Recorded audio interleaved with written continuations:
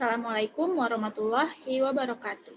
Perkenalkan, nama saya adalah Zulfa Aulia, NIM 1703450. Di sini saya akan mempresentasikan hasil dari artikel KKN PPD COVID-19 yang telah saya lakukan dengan judul Penggunaan Media Cerita Rakyat Berbasis Video terhadap Ketertarikan Membaca Siswa SD kelas 2 dalam Pembelajaran Jarak Jauh. Dosen pembimbing lapangan saya, Bapak Nur Wahid Abdul Majid, MPD.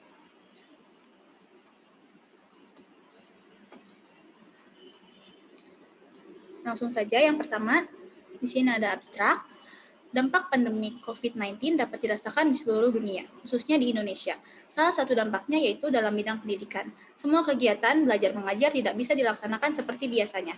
Pemerintah memutuskan agar pelaksanaan pembelajaran dilaksanakan secara daring atau sistem pembelajaran jarak jauh.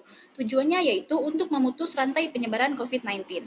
Dengan dilaksanakannya sistem pembelajaran jarak jauh, peserta didik tidak perlu datang ke sekolah, melainkan pembelajaran bisa dilaksanakan di rumah. Namun, pembelajaran jarak jauh ini memiliki kelebihan dan kekurangan. Dalam pembelajaran jarak jauh, pendidik dituntut untuk bisa lebih kreatif dan inovatif dalam menciptakan suasana belajar. Salah satu solusinya yaitu menggunakan media pembelajaran berbasis video cerita rakyat yang bertujuan untuk membuat peserta didik menjadi lebih tertarik untuk membaca. Selanjutnya, di pendahuluan, pada tanggal 11 Maret 2020, WHO menyatakan wabah virus corona sebagai pandemi. Virus COVID-19 ini berdampak besar pada masyarakat di seluruh dunia, khususnya di Indonesia, baik dalam bidang kesehatan, ekonomi, maupun pendidikan. Dampak dalam bidang pendidikan yaitu terhalangnya kegiatan belajar mengajar sehingga tidak bisa dilaksanakan seperti biasanya, yaitu tatap muka di sekolah, melainkan harus dengan pembelajaran jarak jauh. Pembelajaran jarak jauh dapat memanfaatkan sarana teknologi yang ada pada zaman sekarang, seperti menggunakan aplikasi WhatsApp, Zoom, Google Meet, Google Classroom, YouTube, dan lain sebagainya. Di metode pelaksanaan, yang pertama, metode penelitian yang digunakan yaitu menggunakan pendekatan kualitatif dengan metode deskriptif. Instrumen yang digunakan oleh penulis yaitu dengan menyebar angket online melalui aplikasi WhatsApp dan melakukan wawancara kepada guru dan juga orang tua siswa. Waktu pelaksanaan kegiatan KKN ini dimulai pada tanggal 17 November hingga 17 Desember 2020 oleh mahasiswa UPI Kampus Purwakarta. Tahap persiapan yang pertama dilakukan oleh saya yaitu berdiskusi dengan guru kelas mengenai kesulitan yang dialami dalam pembelajaran jarak jauh dan juga melakukan wawancara kepada orang tua siswa. Apa saja kesulitan yang dialami oleh orang tua siswa dalam pembelajaran jarak jauh ini.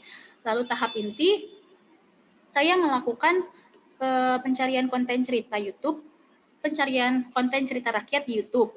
Lalu konten cerita itu saya share ke grup kelas siswa untuk bisa dibaca dan didengarkan. Lalu pada tahap evaluasi, sebagian orang tua siswa merasa terbantu dengan media pembelajaran berbasis video karena bisa membantu dalam pembelajaran dan juga bisa membangkitkan semangat siswa dalam belajar walaupun dilaksanakan dalam pembelajaran jarak jauh. Hasil dan pembahasan berdasarkan penelitian relevan yang dilakukan oleh Helena Anggidesia Lamia dengan judul Upaya Meningkatkan Minat Baca Melalui Review Konten Cerita Rakyat pada Aplikasi YouTube. Hasil dari penelitian tersebut menunjukkan bahwa konten cerita rakyat pada aplikasi YouTube dapat menjadi alternatif untuk menumbuhkan rasa ketertarikan peserta didik dalam mendengarkan dan membaca melalui konten cerita rakyat yang disajikan. Nah, di sini ada hasil angket yang saya lakukan.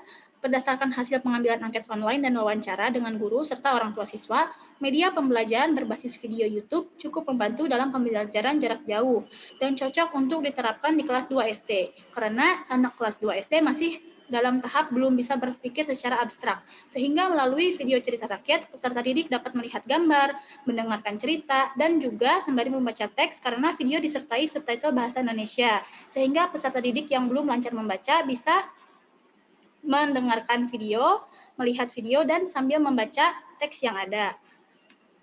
Kesimpulannya, berdasarkan kegiatan KKN yang sudah dilakukan, dapat dirasakan manfaatnya oleh guru, siswa, serta orang tua siswa, terutama pada peserta didik kelas rendah, salah satunya di kelas 2. Pendidik harus ekstra dalam memperhatikan anak-anaknya.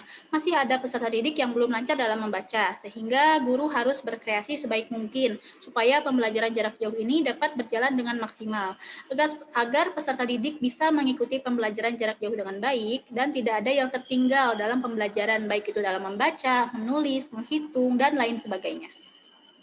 Sekian yang saya sampaikan. Terima kasih. Mohon maaf apabila banyak kesalahan dalam berkata-kata. Wabillahi taufiq wal hidayah. Wassalamualaikum warahmatullahi wabarakatuh.